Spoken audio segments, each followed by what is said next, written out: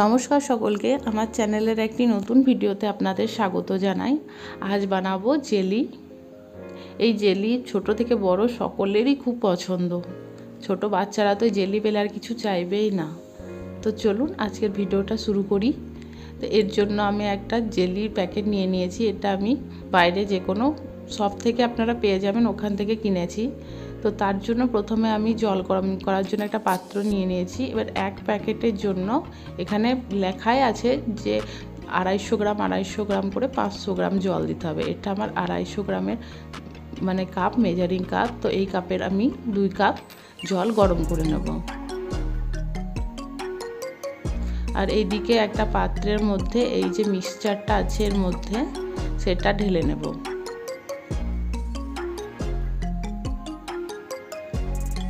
এটা ফ্লেভারের জন্য আছে, যে গুঁড়োটা আছে। আর যে প্যাকেটটা এই যে দেখতে পাচ্ছেন, এই প্যাকেটটার মধ্যে জিলেটিন পাউডার যেটা হয় সেটা আছে। এই প্যাকেটের মধ্যে এটা দিলে তবেই জেলিটা খুব ভালোভাবে জমবে। তাই দুটোকেই এক জায়গায় ঢেলে ভালোভাবে মিক্স করে নিতে হবে।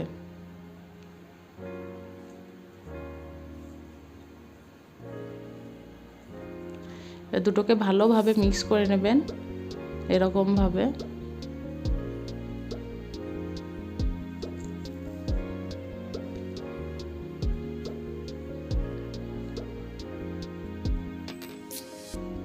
আমার এখানে খুব ভালোভাবে এখানে মিক্স হয়ে গেছে।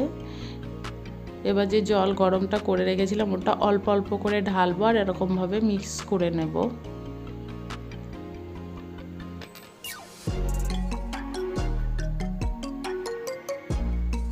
এই যে এখানে মিক্স হয়ে গেছে।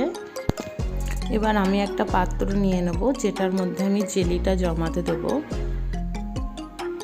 এটার মধ্যে আমি আইস জমাই, খুব সুন্দরভাবে জমে যায়। এর মধ্যে জেলি যে লিকুইডটা আমি বানিয়ে রেখেছি সেটা চামচে করে দিয়ে দেব, দিয়ে জমানোর জন্য বাইরেই রেখে দেবো রুম টেম্পারেচারে, ফ্রিজের মধ্যে না, বাইরেই রাখতে হবে।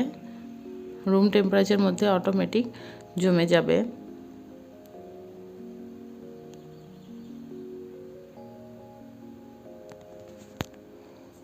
এই যে কিছুক্ষণ পর দেখুন একদম সেট হয়ে গেছে। বাকিটা আমি এই পাত্রের মধ্যেই রেখে দিয়েছিলাম। দুটোই একদম খুব ভালোভাবে সেট হয়ে গেছে। এবার একটা প্লেট নিয়ে এটাকে আমি এরকমভাবে উল্টে দেব।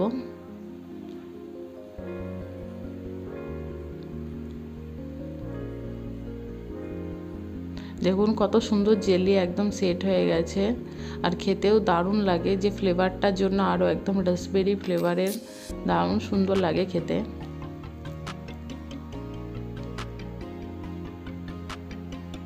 এই যে এখানেও দেখুন কি সুন্দর একটা শেপ চলে এসছে, কি সুন্দরভাবে সেট হয়ে গেছে এটা।